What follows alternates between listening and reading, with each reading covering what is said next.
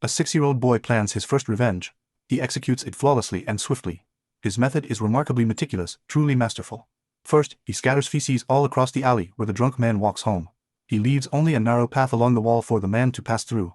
At one end of the wall, he has tied a wooden stick. This stick serves as a signal rod. When the stick shakes from the man's head brushing against it, it means the man has entered the trap. Not far from the stick, a hole has been drilled into the wall. A sharp spear has been inserted into it. On the other side of the wall, the spear's end fits perfectly with a shovel, forming a simple but deadly mechanism. Once someone gets close to this inconspicuous hole, a forceful kick to the shovel will drive the spear through the hole instantly, piercing the victim's chest and killing in one strike. When the signal rod shakes, just as the boy predicted, the victim enters the trap. In the boy's eyes, the man has only 3 seconds left to live. The distance from the trap's entrance to the hole with the mechanism is only about 10 feet.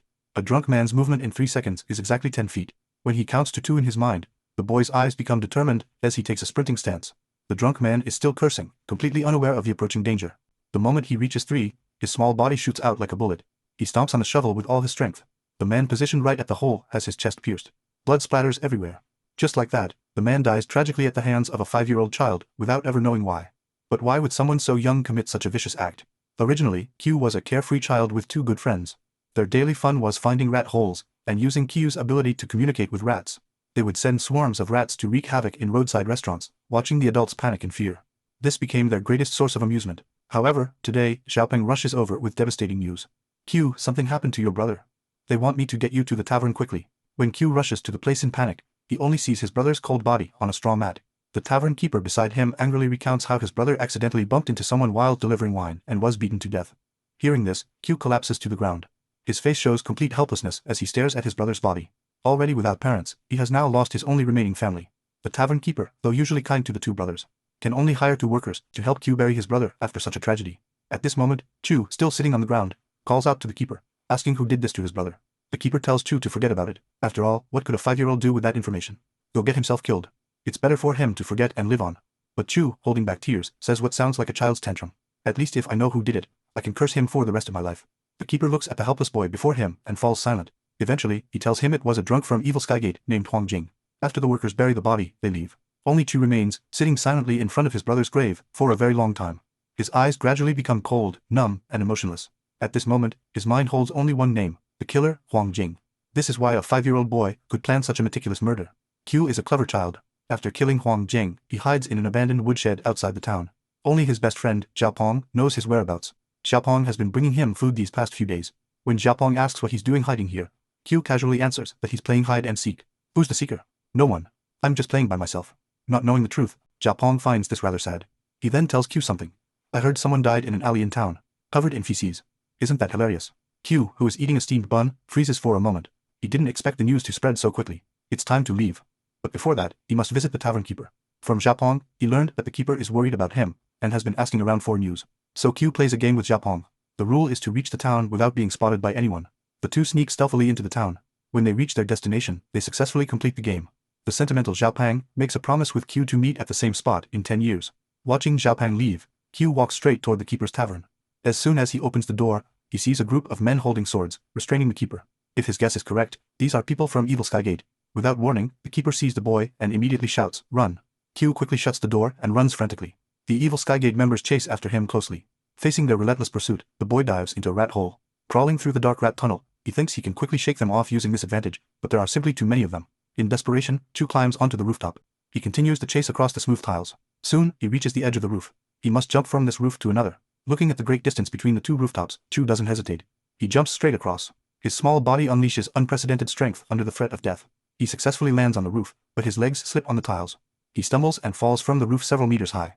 Q ignores the pain in his body. He still needs to get up and keep running because being caught means certain death. But unexpectedly, just as his small body turns the corner, a hand suddenly grabs him. An Evil Skygate member blocks his path and lifts him high into the air, then slams him hard onto the ground. The Evil Skygate member who caught Chu never expected that Huang Jing's killer would be such a small child. But he still decides to kill without mercy. This is Evil Skygate's rule. Every grudge must be avenged. Watching the man draw his sword to kill him, Chiu falls into extreme panic. But when he opens his eyes again, he discovers that a man has suddenly appeared, knocked out the Evil Skygate member, and saved him. This man seems to know about Chiu's situation. He says the boy will be hunted by Evil Skygate for the rest of his life. Then he offers Chiu a way out to leave this place with him. Chiu seems dazed. He never expected anyone in this world would accept him. Chiu slowly reaches out his small hand and grasps that ray of hope. Afterward, the man takes Chiyu overnight to a large mansion. This is the headquarters of an assassin organization called Soul Slayer Manor. Every 30 years, they recruit 5 children under the age of 10 as successors. The children they take in are far from innocent. All of them have taken lives at a young age, like Yili Khan, who has a cunning face with over 15 deaths on his hands. Surun sits on the bed with an arrogant expression. He was recruited for killing an elderly man. Red Snake huddles in the corner, cold and silent. He seems like a socially anxious boy, but those who fall into his hands don't simply die. He leaves them crippled for life. Among them, the white-haired youth Xiaogu, who loves sword practice, is the successor chosen by the first leader. The last one chosen is Caillou.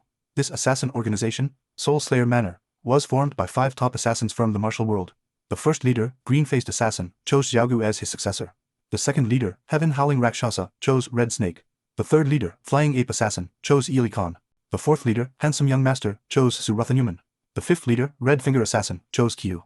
At the banquet, the fifth leader arrives last. He barely pulls out his chair before his 4 brothers bombard him with questions about his chosen successor. The fifth leader generously shares the story. The boy's name is Zhang Li Chu, just turned 10 years old. He had a brother 3 years older who worked as a waiter at a tavern, and was beaten to death for accidentally spilling a drunk customer's wine. So Zhang Li Chu tracked down the killer and avenged his brother, accomplishing it flawlessly in one attempt. Hearing this, the 4 brothers don't seem particularly impressed.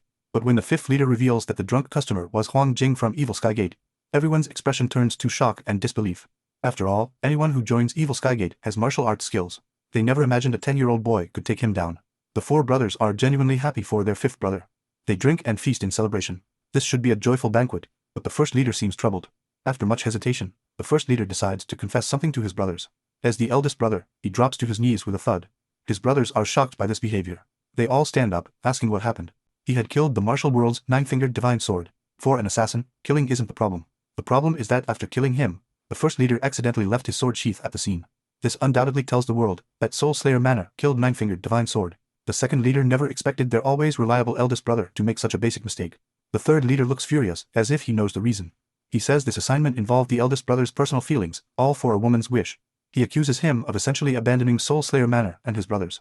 Indeed, now that Soul Slayer Manor is known to have killed 9-fingered divine sword, they will face judgment and manhunt from the 9-sex alliance.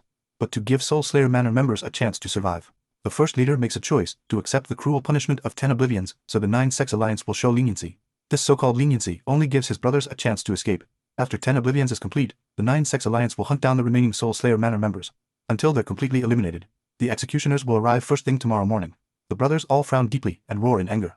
They would rather go to war than let their eldest brother undergo 10 oblivions, but they have no choice. Even if they all die, as long as Xiaogu lives, Soul Slayer Manor can continue. Choosing 10 oblivions is to give Xiaogu the best chance to survive. After hearing this, no one objects. They all enjoy this final meal together as brothers. After tonight, the eldest brother will undergo 10 oblivions, and the remaining brothers must go their separate ways to evade the manhunt. The next morning, the leaders bid farewell with their respective successors. To be safe, it's best they don't know each other's destinations. They agree to meet again in 10 years, then ride off in different directions.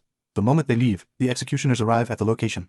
The executioner for this 10 oblivions falls to the beggar gang, Tianya Yulong, Hellmaster of the beggar gang's Nanyang branch. The first leader of Soul Slayer Manor, dressed in white, has been waiting here for some time. Tianya Yulong wants to ask where his brothers went. The first leader answers expressionlessly, even if I knew where they went, I wouldn't tell you. I'm accepting this willingly to give my brothers a chance to escape. It seems you, as the executioner, weren't informed of this arrangement. Tianya Yulong points at him and says fiercely, even so, it's futile.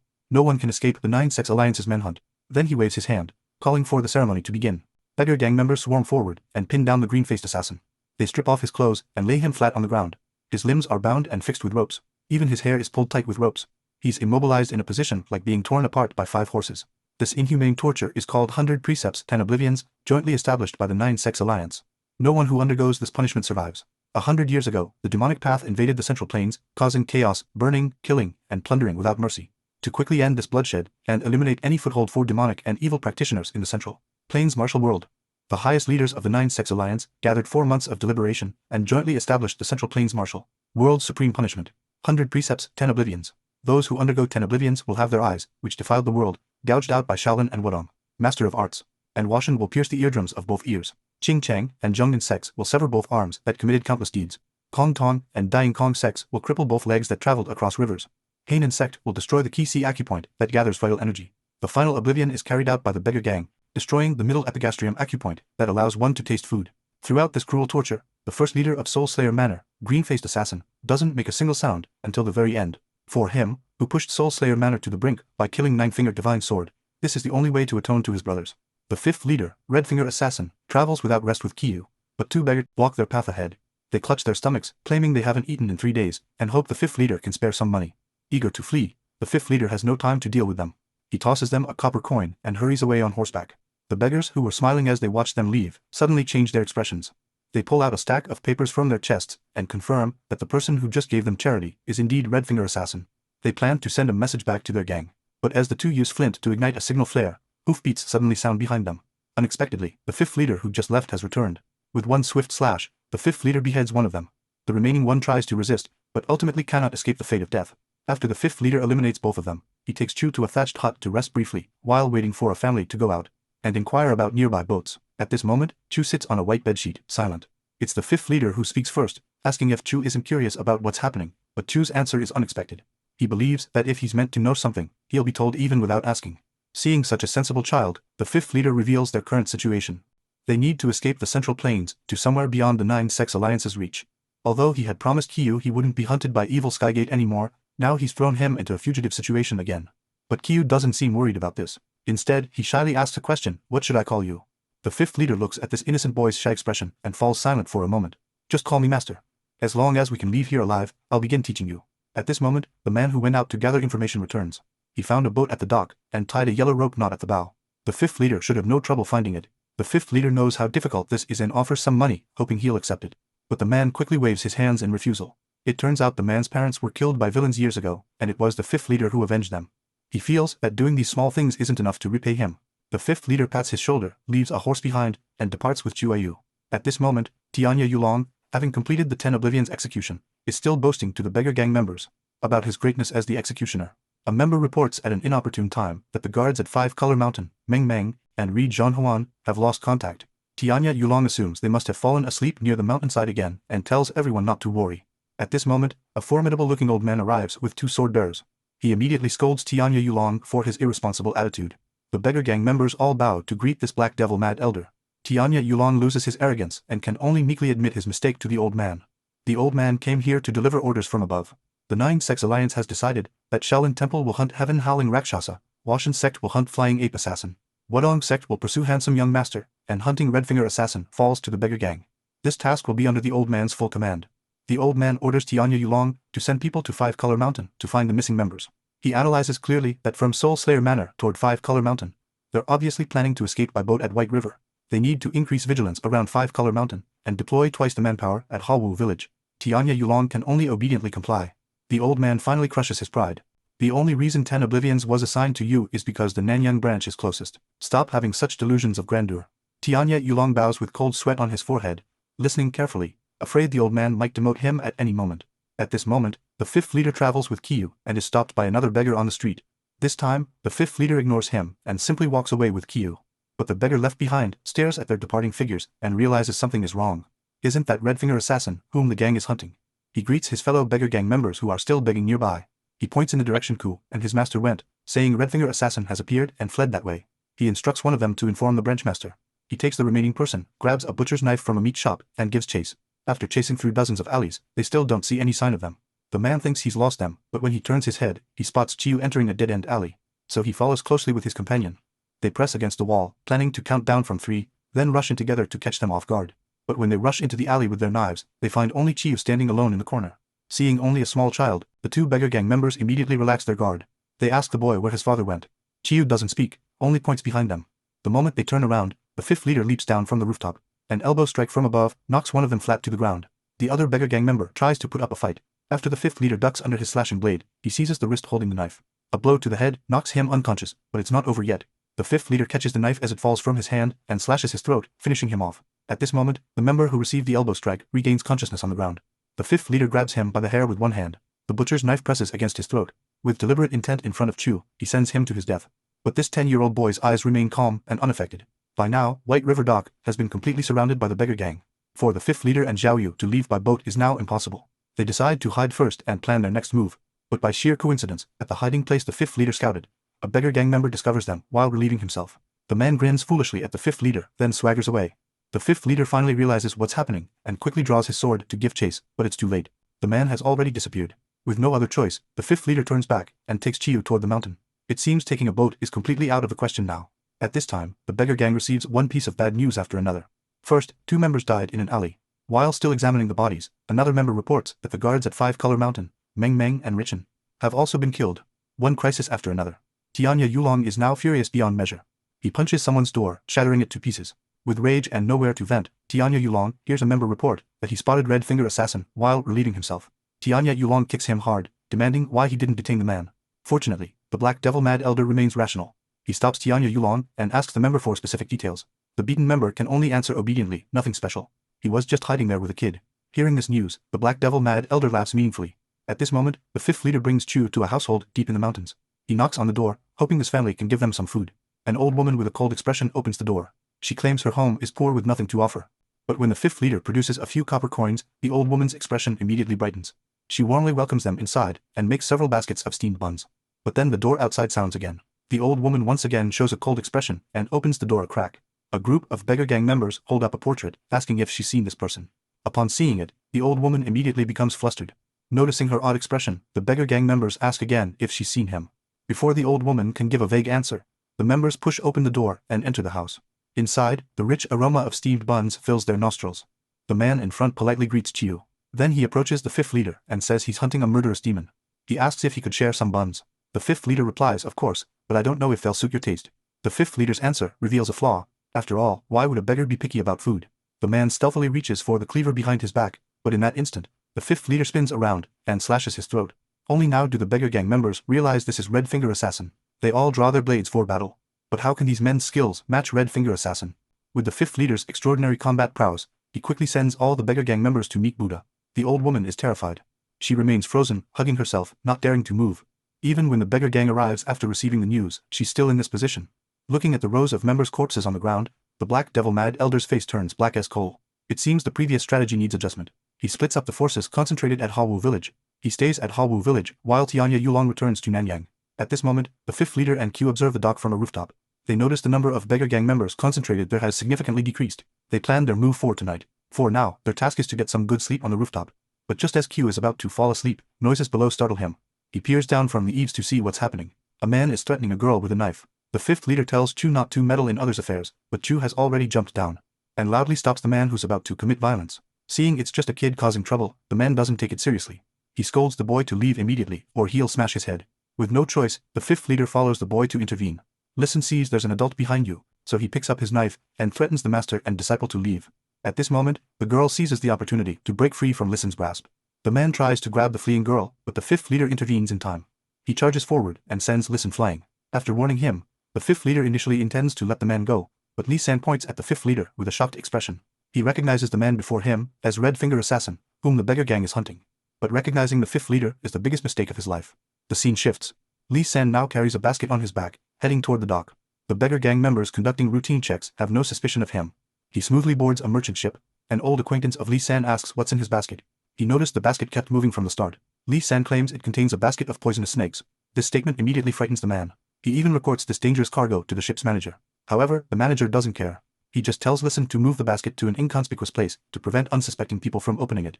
After Listen places the basket in an inconspicuous corner, another old acquaintance approaches him with a bottle of wine.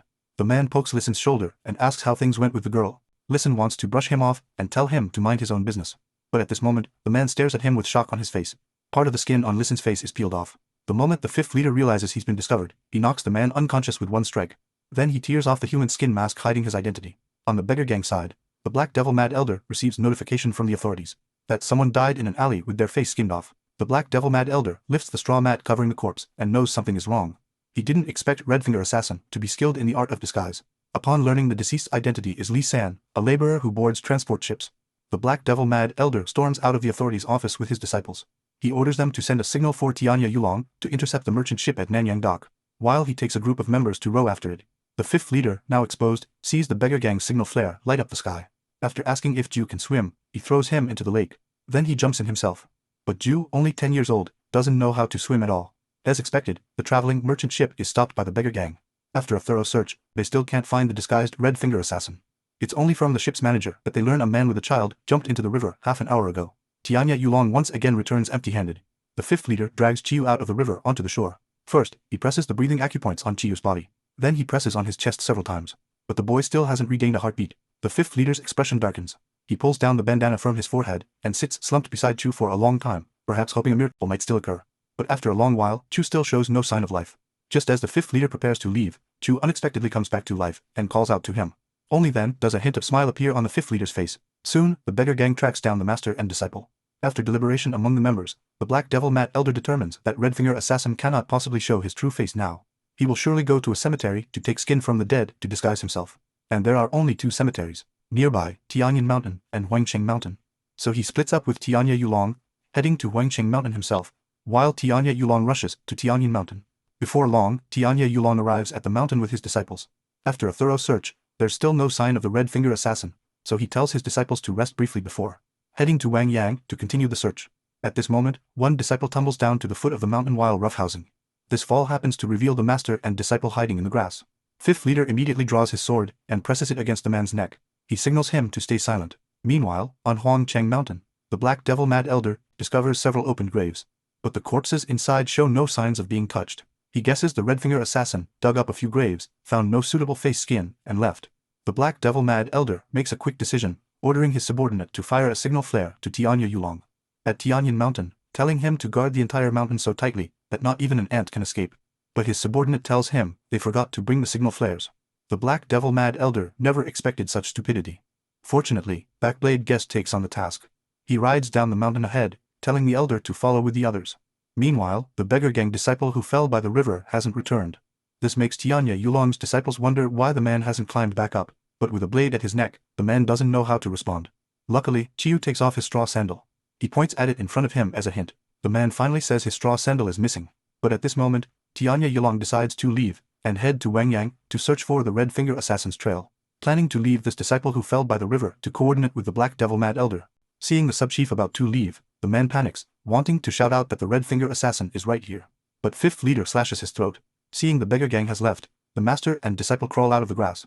Carrying hoes, they plan to go up the mountain to dig graves and find suitable face skin. The master and disciple find a large tomb. This type of tomb usually doesn't need to be dug. Instead, it has a mechanism to enter. Backblade Guest rides hurriedly to Tianyin Mountain, only to discover that Tianya Yulong and his group have left. So he quickly rides after them, catching up with Tianya Yulong heading to Nanyang. Tianya Yulong tries to argue, but when the other mentions the Black Devil Mad Elder, he obediently follows him back to Tianyin Mountain. At this moment, fifth leader brings Chu into the tomb. As he carves the face skin from the corpse in the coffin, a commotion erupts outside. Fifth leader rushes out of the tomb to check. He discovers the beggar gang has returned. Tianya Yulong leads the beggar gang disciples to the spot where they left the disciple to coordinate, but he's already become a corpse. Tianya Yulong immediately covers his face, weeping and blaming himself. The Black Devil Mad Elder arrives from behind and says calmly, "Now you see the consequence of acting rashly without thinking." But this disciple's sacrifice proves the Red Finger Assassin is here. He immediately orders Tianya Yulong to surround Tianyin Mountain, while he advances up the mountain to search. But Tianya Yulong has lost all his spirit due to his brother's death. Seeing this, the Black Devil Mad Elder roars, "Tianya Yulong, are you deaf?" This snaps Tianya Yulong back. He clasps his hands and follows orders. He fires the beggar gang's unique signal flare. To prevent the Red Finger Assassin from escaping Tianyin Mountain, he calls disciples from outside to converge on the mountain from all directions, forming an encirclement. And aside from those surrounding the mountain, everyone searches the peak. Since they're dealing with an assassin skilled in hiding, every patch of grass and suspicious spot must be thoroughly searched. Fifth leader looks at the torches filling the mountain forest, his heart sinking into despair. He miscalculated. He never expected the beggar gang to turn back. Chu wants to go back into the tomb to get their belongings, but fifth leader stops him. His voice carries a deathly bitterness. Seeing these torches, this mountain must be surrounded. We can't escape. Saying this, he shouts for Chu to get into the tomb. He pushes the tombstone with all his strength, leaving just enough space to enter. Then using his back as leverage, he closes the tombstone completely. Having done all this, fifth leader slumps to the ground in regret. If they had left Tianyin Mountain earlier, shaking off the beggar gang would have been easy. Now hiding in the tomb, it's only a matter of time before they're discovered. He lets out a long sigh, his expression one of waiting for death. Chu asks innocently, "The face skin is only half peeled. Aren't you going to finish?" Looking at the boy's innocent expression, fifth leader feels a wave of bitterness. He moves his lips but doesn't know what to say. The clever Chiu understands their situation. He lowers his head and says, "Before, I thought I would die under the Shashansek's blade. Master saved me.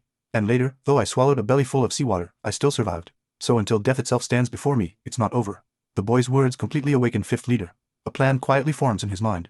Tianya Yulong searches the entire mountain, like looking for a needle in a haystack, but still finds no trace of anyone. Now only the graves of Tianyin Mountain remain unsearched. The mountain is famous for its excellent feng shui. Water-sensitive, wealthy people, and high-ranking officials compete to build larger tombs. Big enough to hold not just corpses, but living people. Realizing this, Tianya Yulong snaps to attention, immediately moving to search every tomb. But the Black Devil Mad Elder stops him. There are countless graves here. When would we finish digging? If the Red Finger Assassin wants to use the face-changing technique, he wouldn't take skin from rotting corpses. Saying this, the Black Devil Mad Elder orders Sheodong to bring the Tombkeeper.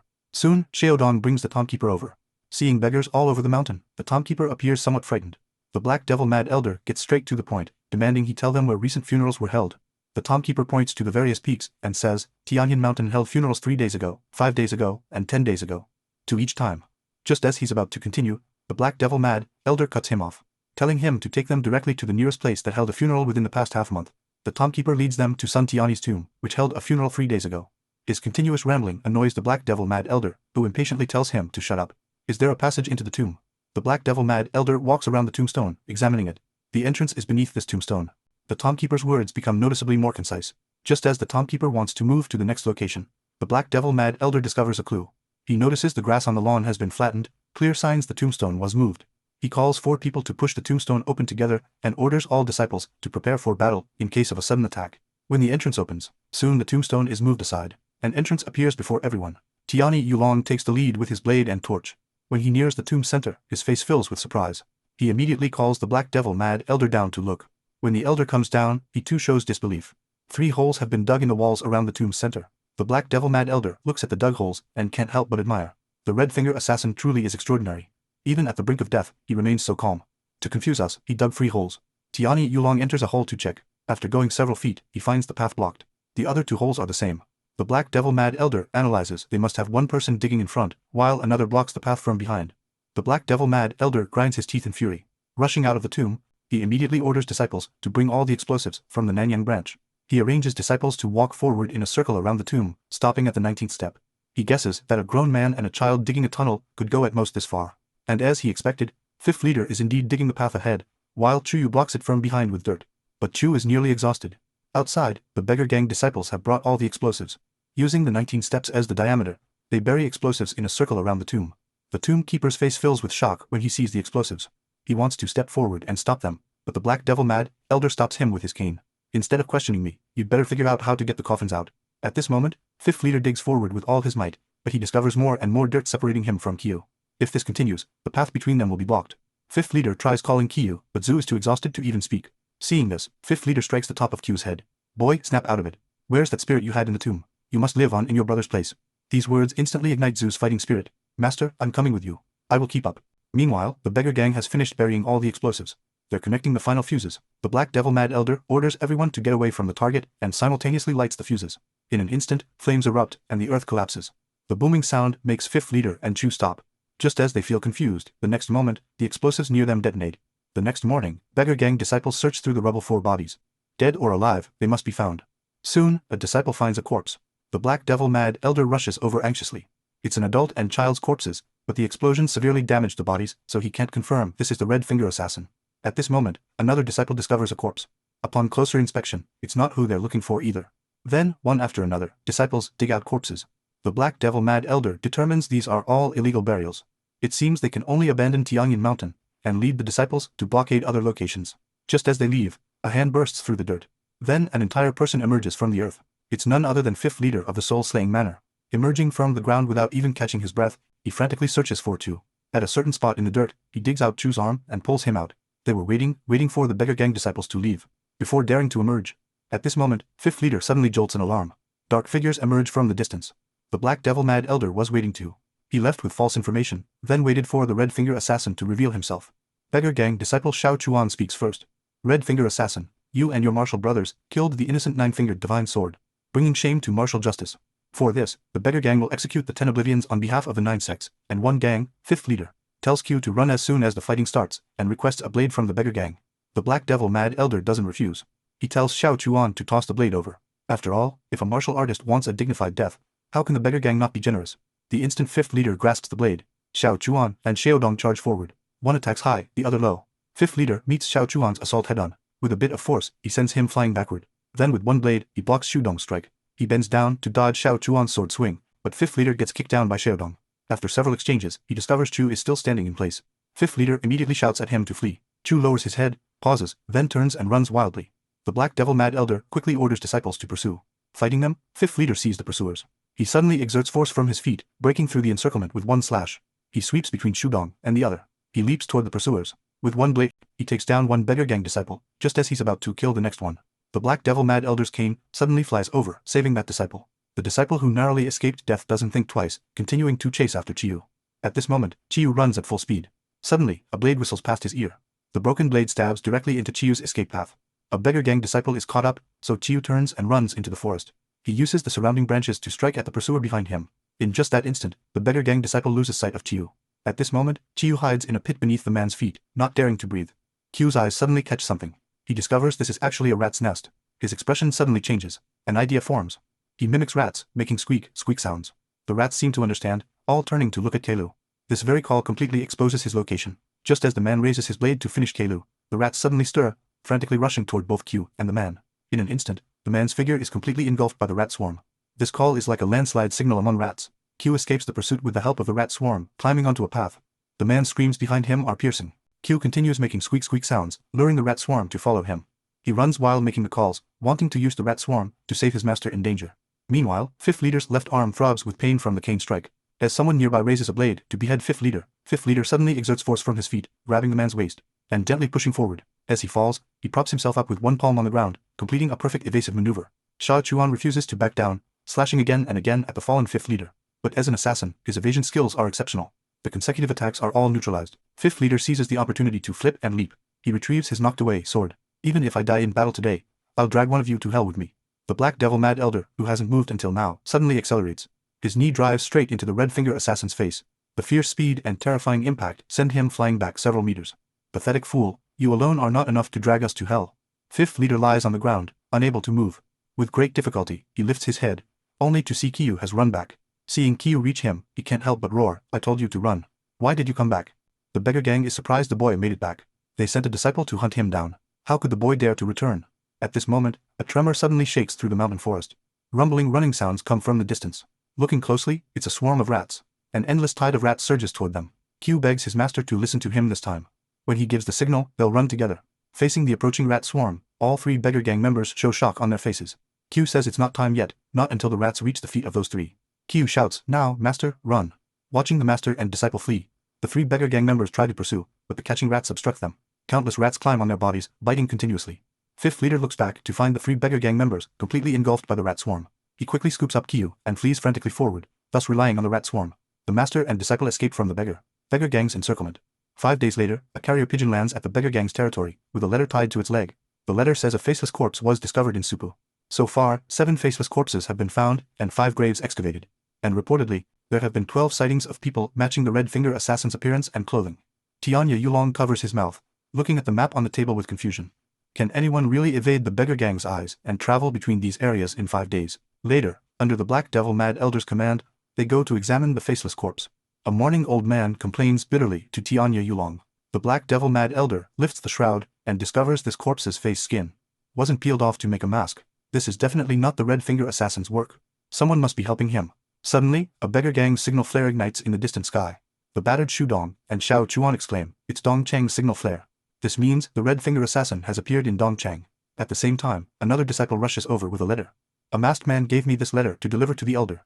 The letter says someone suspected to be the Red Finger assassin paid fare for 2 people to board a smuggling boat. Instantly, the 2 pieces of information throw the beggar gang disciples into confusion. But even so, the Black Devil Mad Elder would rather make a mistake than let the target escape. He immediately orders Tianya Yulong to ambush the pawn shop, Shu Dong, and Xiao Chuan to chase the smuggling boat with disciples, while he heads to Dongcheng himself. Less than 3 minutes later, a man flees frantically through the forest. A black cane flies swiftly from behind, striking the man's back. Without a word, the attacker tears at the man's face, only to discover there's no human skin mask at all. The man is famous in his village for running fast, so he often bets on races. This time, he was paid 2 taels of silver to run when he saw beggar gang disciples. Enraged at being deceived, the Black Devil Mad Elder kicks the man in the face. At this moment, Fifth Leader brings Q aboard the smuggling boat using the face-changing technique. The master and disciple converse inside the boat.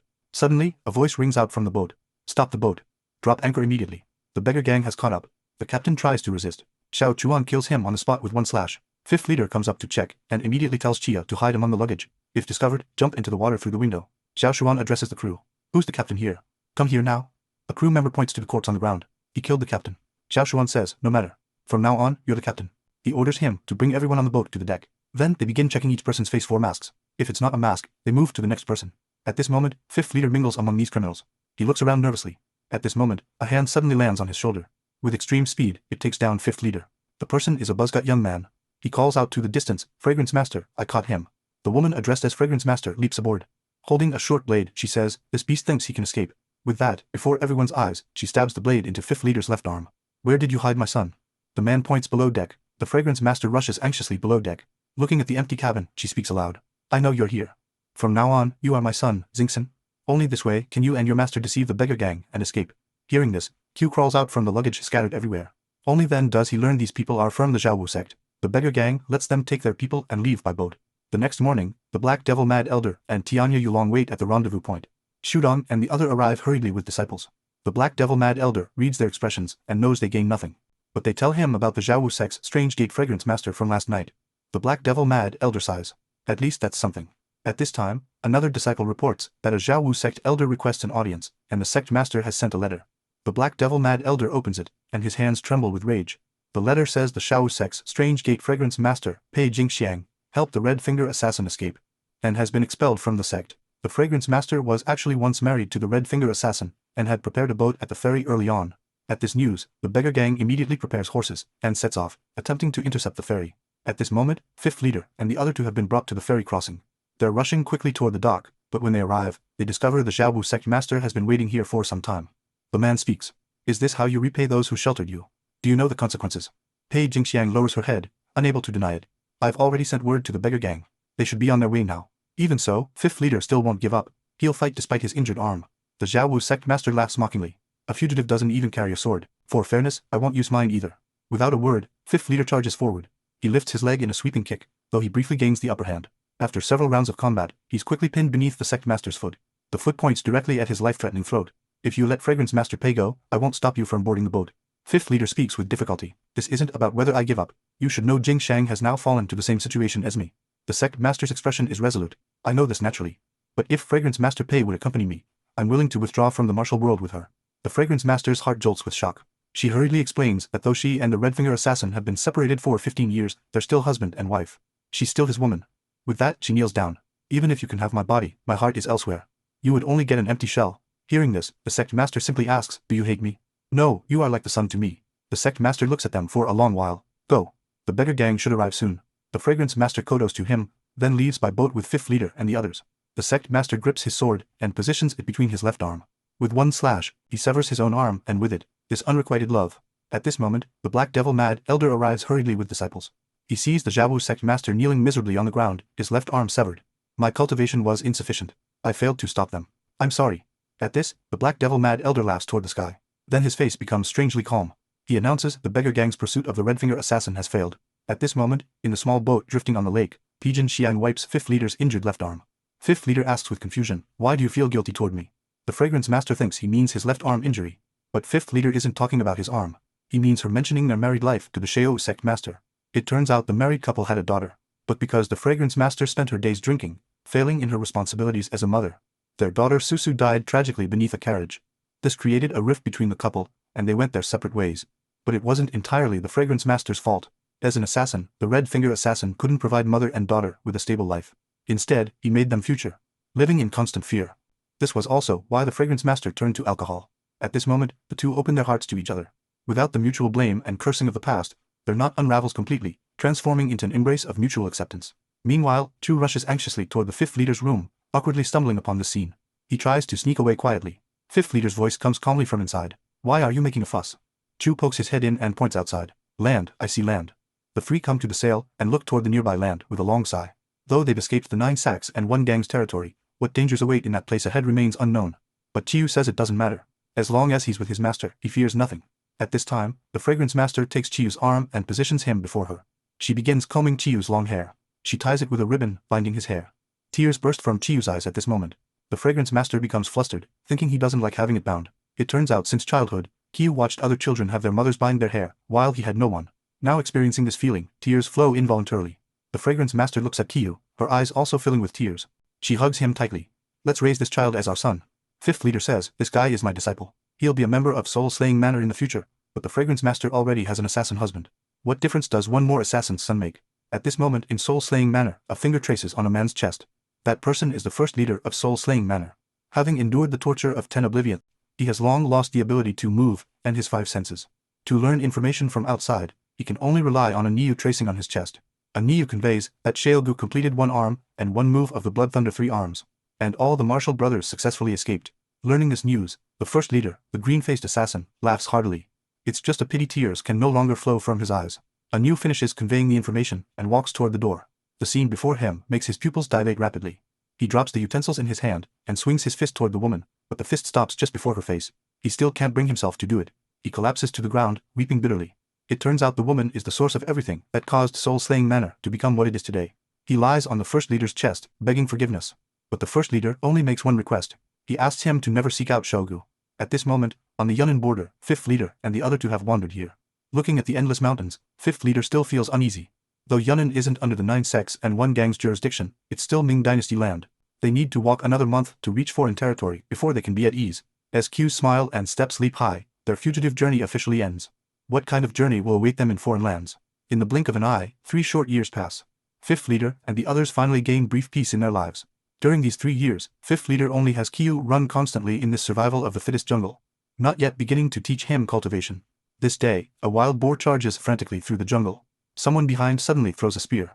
However, the strike misses, but lands beside the boar's charging path. Several pursuers behind chase relentlessly. Just as they draw their bows and prepare to shoot, an archer stops them. The leading man signals to stop the pursuit. The boar has entered Hongli tomb. That's the Hongli tribe's sacred ground, where their ancestors rest. They all kneel in unison, planning to leave. Suddenly, chaotic sounds come from inside. They check their numbers, thinking someone chased in. But the count is exact. It's definitely not one of their own who entered the sacred ground. The group rushes into the graveyard to see who it is. They discover a young boy riding on top of a wild boar. The boar has rampaged around and destroyed several tombs. The white bones of their ancestors are exposed before everyone's eyes. The leader immediately orders them to stop this. 3 men surround the boy at once, but the uncontrolled boar sends them flying with a headbutt. One of them crashes heavily to the ground. The boy seizes this opportunity and charges up a punch straight to the boar's skull. The terrifying force knocks the boar unconscious. Seeing his success, the boy chuckles and shouts to the sky that he caught the wild boar. But before Q can celebrate long, an angry voice comes from behind. Do you know you've turned our Hongli tribe's sacred ground into a complete mess? Q points at the unconscious boar and says it was clearly the boar's doing. They should be grateful that his timely intervention only caused this much damage. Washinda grabs him by the collar with just a light push forward. He sends Q flying several meters away. Turning to his tribesmen, he says, "See, these people are so shameless. That's why I oppose the chieftain allowing them to live on our land." Hearing this, Q rises with anger burning in his heart. He immediately proposes settling this the Hongli tribe's way. That is through a fist duel, using their fists to determine who's right and who's wrong. But their size difference is enormous. The very first move lands a punch to his head, then an uppercut sends Kyu flying back several meters. Wu Shinda looks down at Kyu and says slowly, "No matter how many times you get up, it's pointless. I'll discuss with the chieftain how to deal with you. Just wait for your punishment." With that, he turns to leave, but a sudden shout makes Wu Jin to stop. He slowly turns around to find Chiyu standing up again. Though drenched in sweat, Chiyu's eyes have become exceptionally fierce. These attacks are like tickles. What makes you think you can call it over? Chiyu's words are filled with provocation. His goal is to enrage his opponent, making him lose control and expose an opening for counterattack. Everything goes as Kiyu planned. The enraged Wu Shinda indeed shows countless openings. Kiyu charges up his strength and waits for the right moment. He strikes with a charge blow. Then another punch lands on Wu Shinda's right cheek. Though the strategy works, his strength is still somewhat lacking. Wu Shinda recovers and backhands a punch to Q's forehead, sending him flying back several meters. Now seeing red, Wu Shinda wants to draw his sword. His subordinates try desperately to stop him, but they can't argue with the enraged Wu Shinda. With a sharp crack, he draws his blade. The chieftain would order this guy's execution anyway. "I'm just finishing things early." As he raises his blade to strike Kiyu, the next moment, the other Hongli tribe warrior's eyes fill with shock. Wu Shinda's blade never falls. It turns out 5th leader has arrived just in time. With a swift strike, he finishes Wu Shinda. After this, 5th leader hurries back with Kiyu to pack their belongings. Though Kiyu keeps apologizing, neither 5th leader nor Pei Jingxing blame him. If anyone's to blame, it's the one who drew a sword in a fist duel. 5th leader is somewhat indignant. Just as the three finish packing and are about to leave, Hongli tribe members have already surrounded the entire house. 5th leader draws his sword and calls out loudly, "Please step back. Don't escalate this. We'll leave this place. As long as you let us go, we won't cause more trouble." At this moment, a woman emerges from the Hongli tribe crowd. She rambles on in a language 5th leader doesn't understand. Only Q, who has been living in the jungle, can understand. Translated, it means they're not here to fight, but to talk. She says Washinda has found rest in their ancestors' embrace. This matter can be put aside. But now the Enyan tribe has reached Shuwan Peak and could invade Liao Plains at any moment, having already lost their rivers, waterfalls, and Shuwan Peak. If the Hongli tribe can't hold this place either, they'll be forced to abandon their ancestral homeland and migrate elsewhere. And Wu Xinda was the tribe's greatest warrior, so they hope 5th leader can take his place and lead the Hongli tribe against the Enian tribe. 5th leader, who thought they wouldn't have to leave, darkens again. Either way, it seems he feels they should leave. But Pijing Xiang offers a different view. Leaving now might not lead to better shelter. After all, it's hard to say we'll find another tribe as friendly to us as the Hongli. 5th leader frowns. You want to help the Hongli tribe. But you know my left hand is crippled. You want me to fight a war with this broken body. Despite her objections, 5th leader refuses. He has Q translate. I have no reason to interfere in the conflict between the Hongli and Enian tribes. We will leave this place after Q finishes translating. The woman places her hands together in a gesture of deep respect, then leads her people away peacefully. 5th leader is puzzled by their reaction. Then Q reveals the truth about his translation. It turns out Q conveyed their agreement. Hearing this, 5th leader immediately scolds, You brat, how dare you defy me on such an important matter. But Q feels deeply guilty. Guilty. He believes Wu Xinda's death is his fault, caused by his deliberate provocation. 5th leader demands to know why he fought him. Because in 3 years of running through this jungle, Chu has fought every animal he's encountered, but never a person. He just wanted to test himself against a human. After saying this, he reminds Pijing Shang not to go near the pond by the hills, as it's filled with pain. Pale green venomous snakes. 5th leader covers his face and sighs deeply. He feels it's time. He decides that after this war ends, he'll begin teaching Qiu martial arts. However, he absolutely forbids Qiu from participating in this battle. He'll stay in the village with Pijing Xiang. After this, the 3 of them head to the Hongli tribe settlement. Their chieftain is fairly friendly, but the others still have a trace of hostility. In their eyes, the chieftain invites them to move to a house that's been prepared. Just then, war drums echo from the dense forest. The Hongli tribe members immediately show signs of panic. It turns out these war drums signal that the Enian tribe has moved from Shuwan Peak to the plains. War is about to break out. The chieftain leads the 3 to their lodging, gives brief instructions, and leaves. Outside, Hongli tribe members are holding a sparring match. 2 fighters exchange several simple moves. One of them is beaten back, touches his liver, and falls to the ground. The victor explains to the crowd, I haven't even used my full strength. That was just a light tap. Yet he still fell like this because his breathing was disrupted. Remember, besides attacking, you can also hold your breath while defending to tense up all your muscles. That way, you can withstand any attack. He then turns to the crowd and asks, who wants to spar with me next? A boy in the crowd raises his hand. Champion boxer Li Shi smirks contemptuously and beckons him forward. In just the first exchange, Qiu is knocked to the ground with one punch, his whole body aching. Qiu clearly understands this man is on a completely different level from Wu Jinda. A little girl leans over and appears before him. He's the Hongli tribe's strongest champion boxer. Getting up, Qiu ignores the girl and charges forward again. Though this punch lands on Li Shi, the power is worlds apart. Li Shi backhands a punch and sends him flying. The little girl squats beside Qiu and mocks, how's that? How do our Hongli champion's fists taste? And why are you so pale? Qiu calmly retorts, that's amazing. How are you so dark? Struck by his words, the girl freezes for a moment. The next moment, her foot stomps on Qiu's face. Qiu doesn't back down and punches her in the head.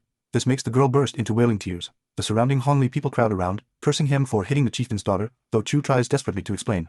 5th leader, who rushes over, doesn't care, and tells Qiu to apologize immediately. Under 5th leader's pressure, Qiu has no choice but to obediently beg for her forgiveness. But the girl doesn't accept it. She demands Qiu must fulfill one wish before she'll accept his apology. The girl's wish is simply to see monkeys up close. She is the Hongli tribe chieftain's daughter, so all the boys in the tribe are afraid of her. They always use the excuse that it's dangerous outside the village to keep her from going out. So this wish falls to Qiu. At this moment, a troop of monkeys becomes frightened and frantically flees backward.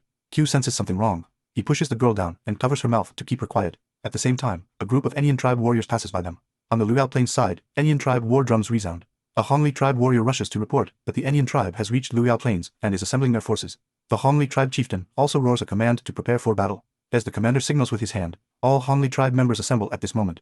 5th leader ties up his hair and tells Pijing Shang that if something happens to him or if the Hongli tribe is defeated, she should take you back to the Central Plains to find the Jiawu sect master. Pijing Zhang embraces 5th leader tightly. She believes the man before her can do it. After all, he's the red-finger assassin who broke through the beggar sect's heaven and earth net. At this time, a group of Enian tribe members hide in the dense forest. Qiu observes this through the grass. He signals the girl to crawl forward, wanting to relay this information. But unexpectedly, an Enian tribe warrior spots them.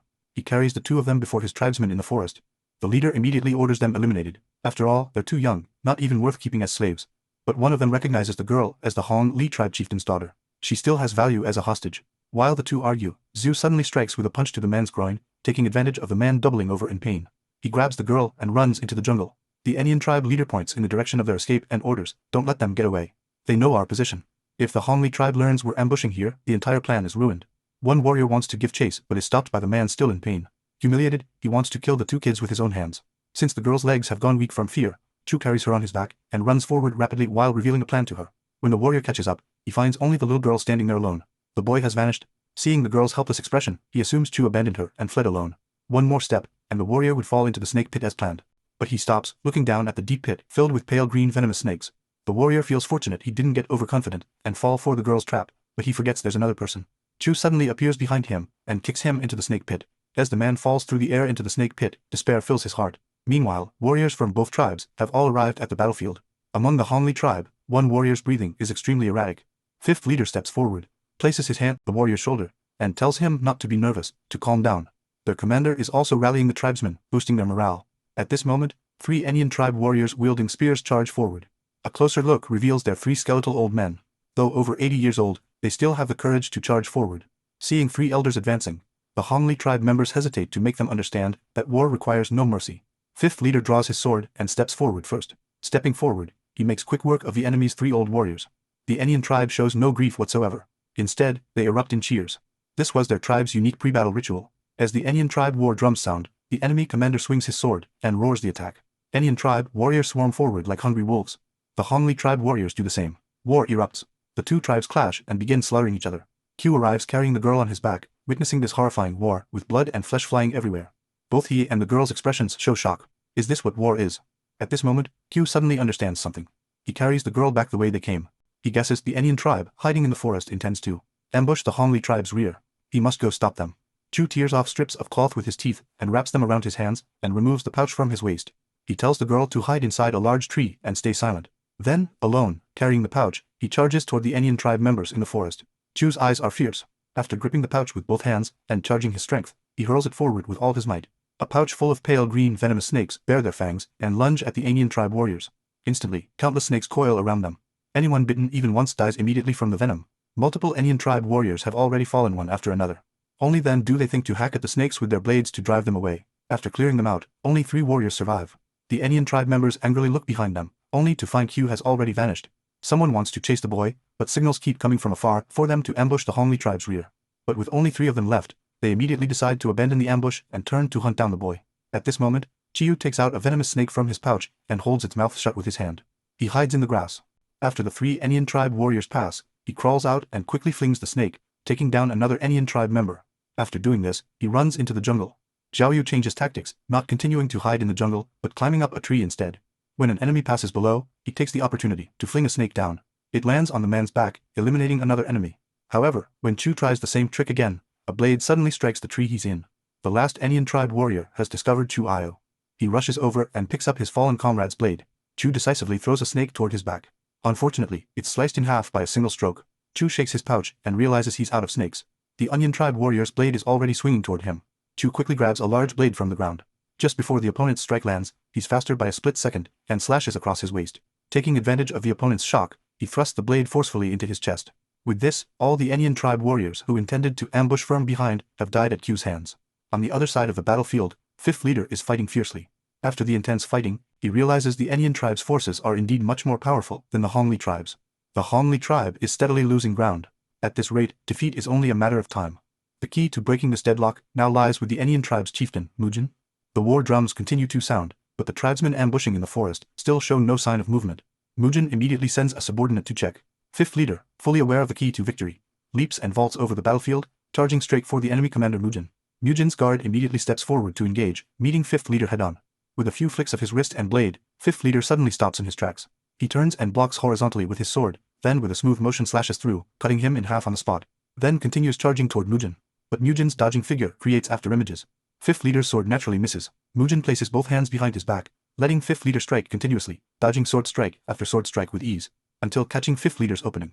He kicks out with a horizontal strike. The tremendous force is as powerful as a beast. He mutters something at Fifth Leader, who doesn't understand a word. Getting up, Fifth Leader swings his sword again. Mujin stops going easy on him and draws his blade. With a backhand stroke, he deflects the attack. Fifth Leader's feet suddenly move. His foot strikes toward the opponent's head like a swimming dragon. But Mujin's combat instinct is incredibly sharp. In just that instant, his arm catches Fifth Leader's ankle. Truly disappointing.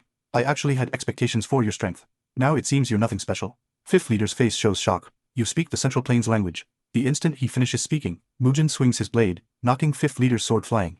Then with a knee strike, he kicks Fifth Leader away. He continues, as someone from the Central Plains, why help the Hongli tribe? At this moment, sensing something, Mujin suddenly looks behind him. Kyu leaps into the air, blade raised, attacking. The sound of the blade whistles past Mujin's ear. Even with his incredible combat instinct, his cheek gets sliced open. Kyu asks Fifth Leader if they have a chance fighting together. Fifth Leader answers no. Hearing this, Kyu says to him in the tribal language, you're really lucky. Then he throws down his blade and kneels in surrender. My critical strike failed. Fighting further would just be a death struggle. Please make it quick. These are Q's last words. Mujin, somewhat puzzled, asks what he means by calling him lucky. Kneeling, Q says his father just decided to teach him martial arts. But unfortunately, tribal war broke out. If Mujin had come 2 years later, he'd be the one dead. Mujin asks what difference 2 years would make. Q points to the forest behind him. I killed all the Enyan tribe warriors hiding there. Without any martial arts training, I've already reached this level. If I train for 2 years, can you imagine what I'll become? By then, you definitely won't be able to beat me. At this moment, the Enyan tribe warrior sent to check the forest returns to report that the ambush team has been completely wiped out. This confirms the boy's words. Hearing this news, Mujin laughs heartily. I'd like to see what level you reach after 2 years. 2 years from today, I'll wait here for you. If you can last 5 exchanges, you win. Otherwise, I'll cut off your father's head and hang it on a pole, then chop off both your hands and make you my slave for life. Hearing this, Chu's eyes become resolute. He asks back, what if Muzin loses? Muzin looks at the boy incredulously. Then I'll become your slave. With that, he orders his subordinates to sound the retreat. A subordinate tries to persuade Mujin but is rebuffed. Mujin says this is enough. If they wipe out the Hongli tribe, who will they fight next time? The Enyan tribe's retreat drums sound.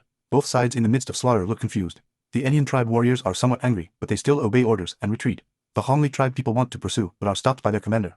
He knows the enemy isn't retreating due to battle disadvantage. Before leaving, Mujin speaks to fifth leader. If you don't want to lose your head, train your boy well for the next 2 years. With that, Mujin leads his tribe away from Luyao Plains. Fifth leader asks Shiyu what he meant. Shiyu says he made an agreement with him to duel again in 2 years. Learning this, fifth leader is shocked. But at least this war has stopped. After the war ends, the Hongli tribe begins cleaning up the battlefield. The cruelty of war remains horrifying to behold. The commander finds the chieftain and recounts how the Enyan tribe retreated. The chieftain also finds Kiyu and expresses his gratitude. Kiyu says it's nothing. He only bought them 2 years. But 2 years can be long or short depending on how we use them. From now on, the Hongli tribe will focus on cultivating our forces. We absolutely cannot let the Enyan tribe keep oppressing us. At this moment, Chu suddenly remembers something. He rushes to the forest from before. He finds the large tree where the chieftain's daughter was hiding, and lifts the grass and leaves used to conceal it. Seeing the girl safe and sound, Chu apologizes for being late. The girl's eyes are brimming with tears. She throws herself into Chu's arms and cries. After that, Chiu begins his daily training journey. In these 2 years, he must perfect his fist techniques and footwork to the extreme. He practices basic sword techniques 10,000 times daily. His body endures the pounding of waterfalls 4 hours. Additionally, he must spar daily with his master using blade techniques. For fist techniques, he exchanges blows with the Hongli tribe's strongest champion boxer.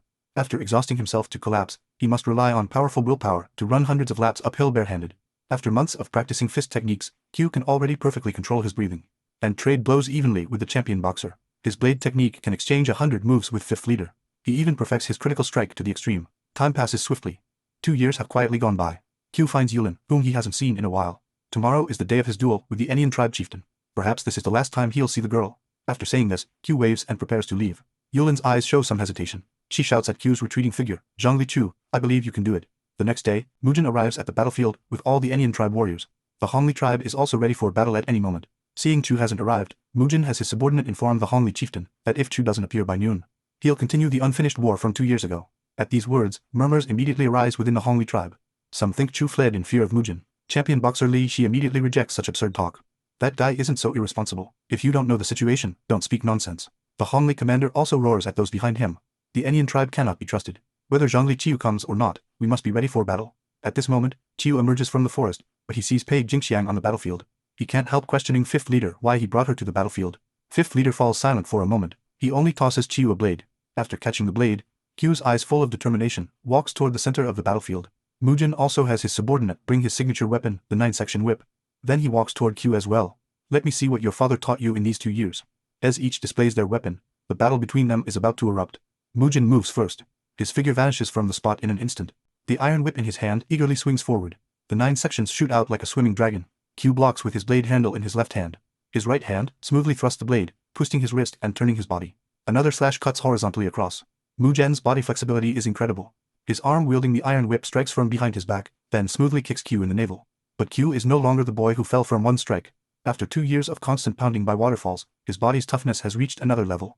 With just a slight adjustment of his footwork, he steadies himself. Wielding the iron whip, Mujin says dismissively, being able to withstand my kick is indeed not bad.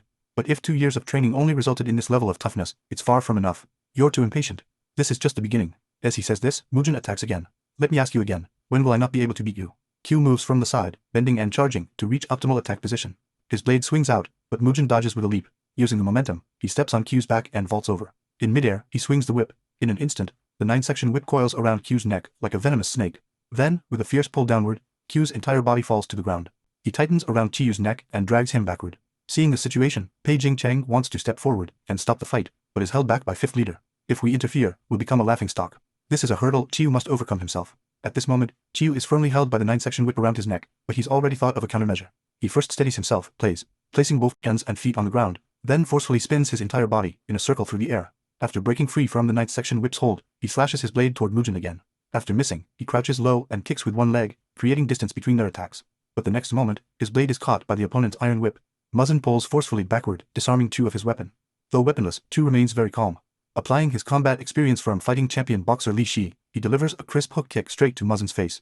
While steadying himself, he kicks again at the opponent's neck. Though you've been training constantly, our growth rates aren't the same. After all, your height hasn't changed at all. Mujin manipulates the chain with both hands behind his back. A backhand whip strike hits Chu's arm. Taking advantage of his pain, he quickly kicks straight at his navel. You still have the leisure to joke. Consider your situation now. Chu's body flips and dodges as the opponent swings another whip strike. He grabs the blade that fell on the ground. Now I'm getting serious. With that, Chiyu forcefully pushes off and charges toward Mujin holding the blade. But the opponent spins his iron whip in an impenetrable defense, leaving Chiyu momentarily helpless. But in less than 2.5 minutes, Chiyu seizes an opportunity with a rising dragon strike. The blade cuts through the defense and he leaps into the air. Soaring and shifting, he arrives behind his opponent. In midair, the blade strikes like splitting bamboo, severing Mujin's weapon in one slash. The Enian tribe members watching are all incredulous. Fifth leader and the others are the same. Mujin looks at his broken 9-section whip and asks calmly, what was that move you just used called? Soaring eagle spin. My father taught me. Having broken his opponent's weapon, Chu suddenly makes a decision. Chuyu admits the fact that he cannot surpass Mujin's martial arts and stops fighting. Because even using his strongest strike, Chu cannot overwhelm his opponent. He's reached his limit. Fighting further won't lead to defeating him. Mujin looks at him coldly. So you admit you've lost. Hearing this, Chiyu smiles faintly. The victory of this duel belongs to me because the agreement 2 years ago was that I had to last 5 exchanges against you. Now 5 exchanges have passed, so the victory belongs to me. Hearing this, Mujin's face shows some shock. He forgot about that condition. However, he's quite candid. He laughs with relief and admits he lost. Kiwa across from him clasps his fists. He knows the opponent isn't someone who goes back on his word. Mujin looks back at his tribe, seeing the determined eyes of his people ready for battle. He still can't get past his own conscience. According to the agreement, Mujin will become Chiyu's slave. Kiyu waves his hand dismissively, saying he only needs Mujin to never trespass on Hongli tribe territory again. And this matter will be settled. But the stubborn Mujin doesn't see it that way. In the Enian tribe's rules, defeat means choosing either death or slavery. From this moment on, Chiyu is his master. Following him are 2 warriors, Yuhui and Yuju. Unwilling to return to Shiwan Peak, they choose to continue following Mujin. So both of them will also become Kiyu's slaves. At this moment, 5th leader arrives and asks what choice the Enian tribe will make after losing their chief. Mujin calmly replies that they'll elect a new chief. In the near future, the Enian tribe will go through a storm of bloodshed. More than that, Mujin emphasizes there's no need to be so polite. Since 5th leader is Q's father, he will also be Mujin's master. Q waves his hand, indicating there's no need to make things so awkward. But the stubborn Mujin states that not just anyone can take slaves, the master must have the corresponding power and ability, and can never do anything that loses their authority anywhere or anytime. In short, he's making Q understand clearly the relationship between them. At this moment, the fragrance master arrives, breaking the awkward atmosphere. He asks if the 3 will live in this house, but Mujin and the others refuse. They'll build their own dwelling nearby. Night falls quickly. 5th leader curiously asks Mujin how he learned Central Plains martial arts and language here. Mujin asks if 5th leader knows of the 5 Poisons demon lord who devoted his life to studying leg techniques. 5th leader has naturally heard of him. Supposedly, after enduring the 10 Oblivions torture, he went to Kunlun Mountain. But Mujin reveals the truth. The 5 Poisons demon lord actually came here to escape the 10 Oblivions, and he was Mujin's master.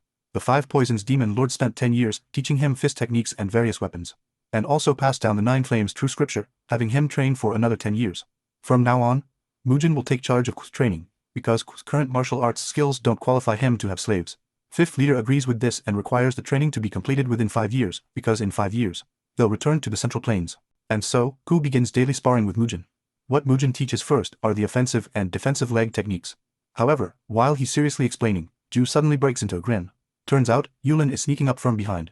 Mujin tactfully pauses the training, saying they should take a break. Yulin complains with dissatisfaction. The duel is over, why won't he spend time with her? Chu asks if something's wrong. Turns out Yulin's parents keep urging her to marry. All her friends have gotten married, leaving only her single. Chu suddenly understands, pointing at her and teasing, that no one wants her. After all, who would like such a troublemaker? Before he finishes speaking, Chu receives a kick. Yulin storms off angrily. Even the rough warrior Mujin can see it. Yulin likes Q. How could Q not know? But Yulin is meant to inherit the Hongli tribe chieftainship, while Q must return to the Central Plains. They're destined to be apart. At this moment, Yuju is running swiftly through the forest. He hides behind a large tree. Just as he's about to draw his blade, a blade presses against his neck. It's Q, expressionless, saying, Yuju, you're out. But Yuhui appears from nowhere and strikes down with his blade. He follows up with another strike at Kyu. Kyu uses the tree as support. His feet leave the ground, and in an instant, he's behind Yuhui. His blade rests on his neck. Yuhui, you're out. Then he flings his blade forward. The blade pierces straight into the tree trunk. He shouts, Mujin, you're out. Mujin emerges from behind the tree, protesting that he hasn't even moved yet. Kyu says being discovered in your ambush position equals death. And so their daily drill ends with Mujan's defeat once again.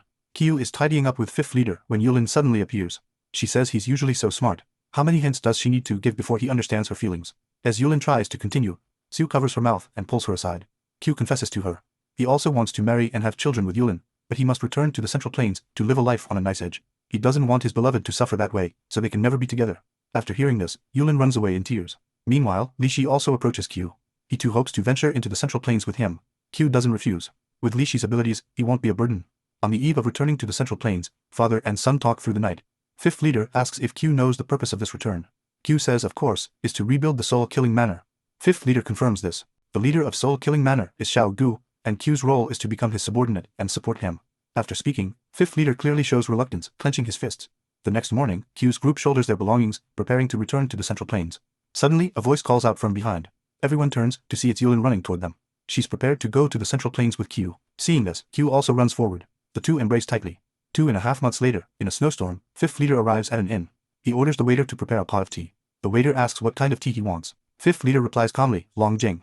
The waiter says they don't have Long Jing, only autumn tea. Fifth leader then orders a pot of autumn tea. After all the other customers leave, the waiter closes the door and asks, are you waiting for your companions to drink Long Jing together? After receiving confirmation, he leads him to a room. Inside sit his senior brothers, whom he hasn't seen in ages.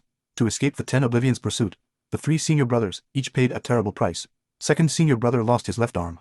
Third senior brother lost his left leg, and now uses a wooden staff for support. Fourth senior brother's face bears 3 shocking scars. At this moment, sixth junior brother bursts in with the waiter. We've reunited to plan the rebuilding of Soul Killing Manor. Seeing him arrive, third senior brother urgently asks about first leader and Shogu's situation. First leader is now in good health with no eating problems. Xiaogu has mastered his martial arts. Hearing this news, all 4 show surprise. After a brief reunion, the gathering disperses. Each goes to notify their disciples to head to Sanyi Island. The 5 heirs will meet there. Though the masters have told their disciples to obey the young master, any who refuse can settle the hierarchy through combat or death. Kyu also receives 5th leader's notice to go to Sanyi Island. He arrives at a riverbank and sees an old ferryman, the only one operating in this heavy snow. Kyu wants to go to Sanyi Island. The old man asks for 5 taels. However, Kyu gives him 12 taels, hoping he'll come pick him up tomorrow. If he doesn't see him, he can leave on his own. Soon, Kyu arrives at Sanyi Island. In the empty snowfield stands a shelter tent. As Kyu heads toward it, a voice sounds from behind. In these 10 years, how many have you killed? The speaker is third leader's disciple, Yilikon. Kyu replies that he hasn't kept count, though today there might be one more. Yilikon laughs at this. The two walk into the tent, where Red Snake and Su-Run have been waiting. Su-Run has grown into a beautiful woman. The sinister-looking Yilikon's eyes light up. I knew you'd grow into a beauty. You don't belong in a place like Soul Killing Manor. You should be the lady of my mansion. Before he finishes speaking, a short blade presses against his neck. If you don't want a hole in your neck, back off now. Yilikan laughs, saying he's just trying to lighten the mood. Red Snake also finds Yilikan annoying. Tension between them is about to explode. At this moment, everyone seems to sense something and looks outside the tent.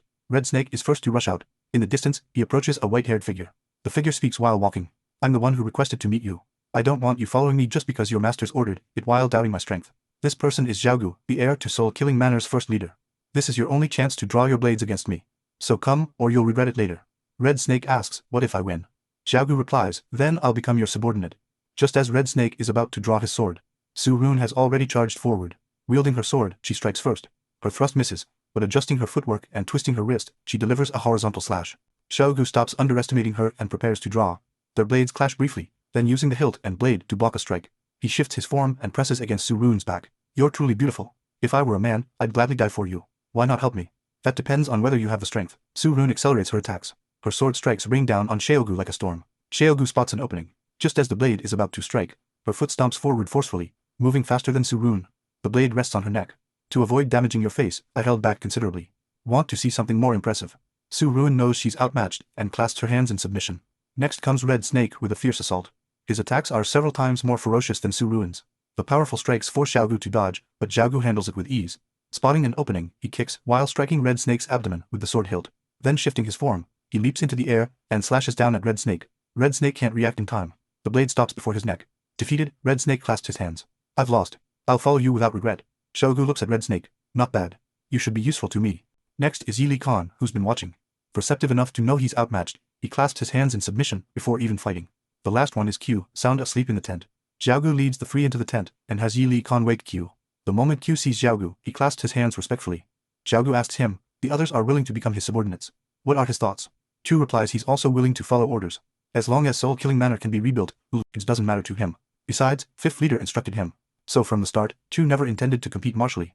But Xiaogu doesn't want the rebuilt Soul-Killing Manor to remain just an organization. He wants to establish the Death Order. Though many assassins in the martial world are called the best under heaven, none have ever established a Death Order. Xiaobu is determined to be the first, elevating Soul-Killing Manor from an organization to a sect, on par with the 9 sects in one gang. And Kyu and the others must each take on an assignment before the 8th of April to attract the Shaishin sect's attention. In their cozy home, Yulin lies on the bed with closed eyes, murmuring. Didn't you tell me we'd live on a knife's edge? I knew this and still came to the Central Plains with you. So just promise me you won't die, Q whispers in her ear. I won't leave you alone. After tonight, Q must leave to carry out the assignment. The two embrace tightly. Tonight will be a long night. Times are dangerous now, and it's unclear if the 10 Oblivion surveillance has ended. So Q leaves Mujin behind to protect his family. Early in the morning, after saying goodbye to his family, he sets out with Lishi and the other two. On the snow-covered street, two middle-aged men are discussing which restaurant to visit today. Suddenly, a sturdy shoulder barrels into them, knocking one of the men to the ground. His companion yells at Ku's group to stop and demands they apologize. The three warriors turn around, all looking confused. The hot-tempered Yuhui strikes directly. You can't watch where you're walking, and you want us to apologize. Lishi also joins in, beating the two men thoroughly. Seeing the crowd gathering, Yuju shouts angrily for them to leave. The man with knocked-out teeth still won't back down. You've messed with the wrong people. Do you know who my boss is? But they're met with another round of fists and kicks. Finally, Q arrives and stops it. After all, they have a mission. Killing someone here wouldn't be good. The two men barely escape with their lives. Q leads them to a restaurant, just as they're ordering from the waiter. A group bursts through the door. Which bastard beat my brother black and blue? It's the two men from the street, returning with their boss for revenge. The beaten man immediately spots Q's group. Without a word, the boss punches Yuhui in the head. The gang surrounds Q's table. For the Enian tribe, a blow to the head is a grave insult. Yuhui looks to Q for instruction. Q gives him a nod. With approval, Yuhui rises, grabs the man's head, and slams it onto the table.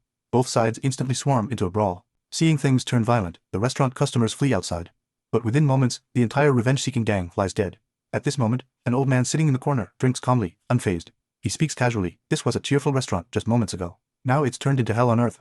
Why make things so messy? He sets down his cup and walks towards you. You must be country bumpkins from some southern backwater, dreaming of making it big. At this rate, forget about returning home in glory. I'd say you'll die here tonight. Hearing this, Yuju blocks the old man, but Shu signals to let him pass. Only then does Yuju step aside. So you know a way to keep us alive. The old man says it's not just survival. He can help them settle here smoothly. Keilu chuckles and declines, but the old man keeps rambling. Seems you're short on funds. I can charge you just 50% of the regular price for the first time. Chu simply picks up his cup and drains it, then says calmly, Yuju, kill him. Receiving the order, Yuju delivers a thunderous punch to the old man's head. At this moment, a woman rushes down from upstairs shouting, stop. He's the 8th Gate Fragrance Master of Zhaowu sect. Yuju pauses briefly upon hearing this, then delivers another punch toward the old man's face. Seeing no other option, the woman apologizes, hoping Chiyu and his group will leave peacefully. But Chiyu's expression turns cold. He tells the woman to inform the Wangju to come with the 5 other Fragrance Masters, excluding the 8th Gate Master. The meaning is simple. The 8th Gate Master won't survive today, the woman asks, confused. Isn't his apology alone enough to calm them? But Chiyu raises his cup. I don't want an apology. I plan to drink blood wine with them again. The meaning is clear. He wants the world to know he's becoming an assassin. Soon, a group of sword-wielding men arrives at Tianhua Tower. They urge Chiyu to leave peacefully. But Chiyu simply asks if he's the Wangju. The man brushes his hair, saying he's just someone who makes a living cleaning here. Q calmly pours himself a drink. Listen carefully. I want to see the Wangju. The man's attitude becomes noticeably impatient. The Wangju isn't some dog you can call and dismiss at will. I'll count to 3. If you're still sitting here, don't blame me for what happens.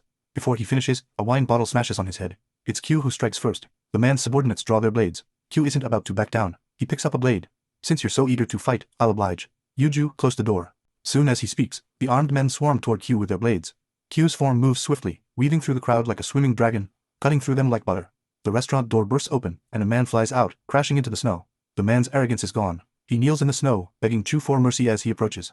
This is yet another test for Chu. He must become ruthless without a shred of hesitation, treating the living as already dead. This is the way of the assassin.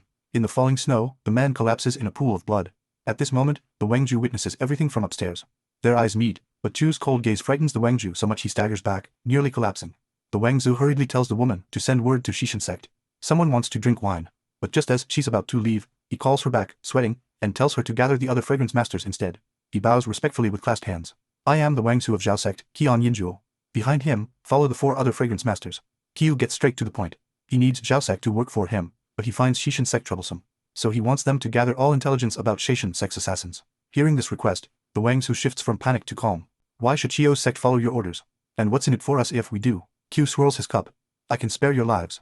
Then his eyes fill with killing intent. Anyone who interferes with my drinking has only one path, death. Whether it's Shakian sect, the beggar gang, or Zhaowu sect.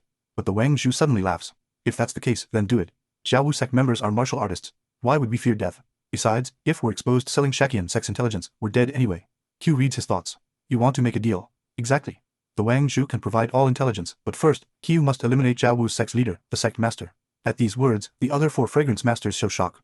Q recalls that the Zhaowu sect master once spared their lives. His cup slams down on the table. Yuju eliminates Yan Yinjuo.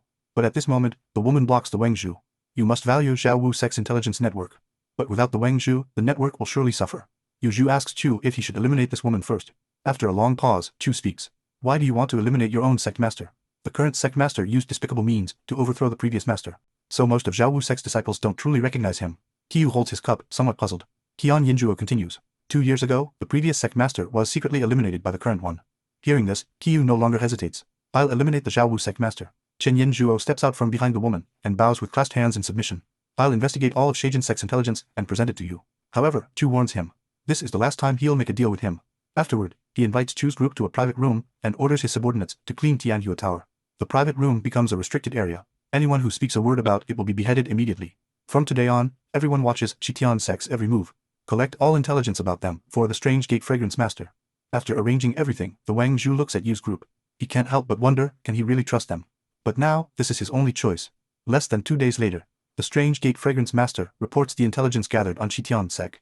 After reviewing the intelligence, Q immediately calls Li Shi and the others into the room.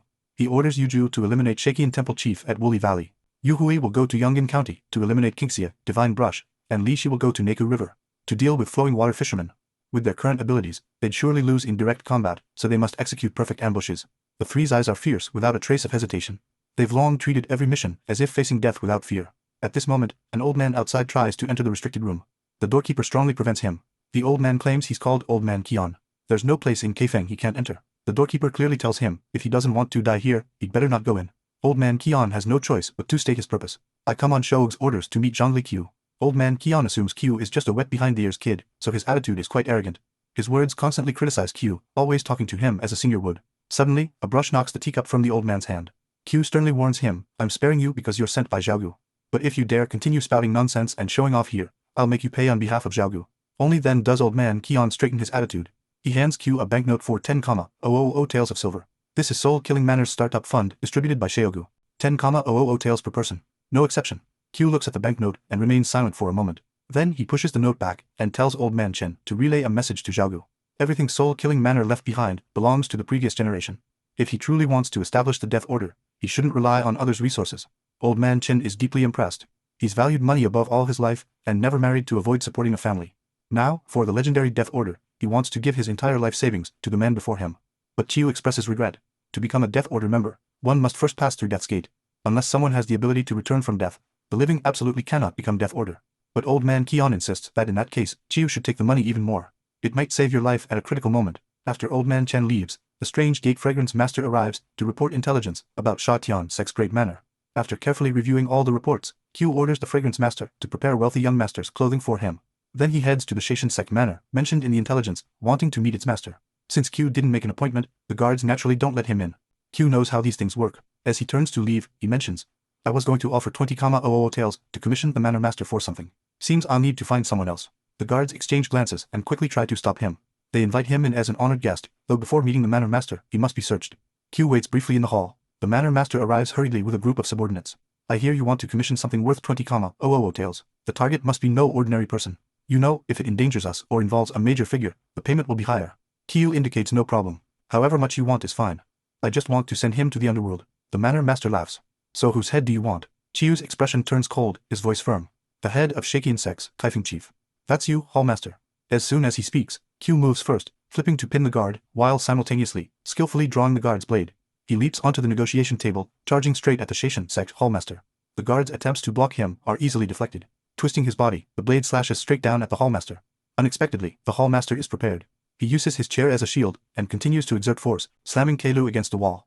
The hallmaster roars, demanding who Chu is and who sent him. At the same time, his guards arrive and position themselves protectively. Chu smiles coldly. The one who will replace Shakin sect, killing sect master. Zhongli Chu, that's me. The hall master looks at this madman in disbelief and orders his men to kill him immediately. But these few measly guards are no match for Q. With lightning speed, he dispatches the approaching guards. One guard is clever enough to open the door and call for reinforcements, but he's still killed by the blade Q hurls at him. At this moment, the hallmaster no longer waits passively. He slashes his blade toward Q. Q flips across the table. In the same motion, he lifts and flips the table. The hallmaster can only use his hands to block the table, but when he looks up, he finds no one in front of him. At the same moment, Chu has appeared at his right side. Under his shocked gaze, the blade falls. A large group of mannered guards now rush in to help, but Chu's expression shows not a trace of panic. As if these people are already destined for death. He cuts through the crowd. From this moment on, Sha Tian sect in Kaifeng territory has fallen. At the same time, Li Shi and the other two also complete their assassination missions. With such major events occurring, the Wang Zhu of Zhao Wu sect, as the premier intelligence network, receives the news immediately. The deaths of Kaifeng Sha Tian sect's 3 great assassins, along with their hallmaster, make Qian Yin suicide.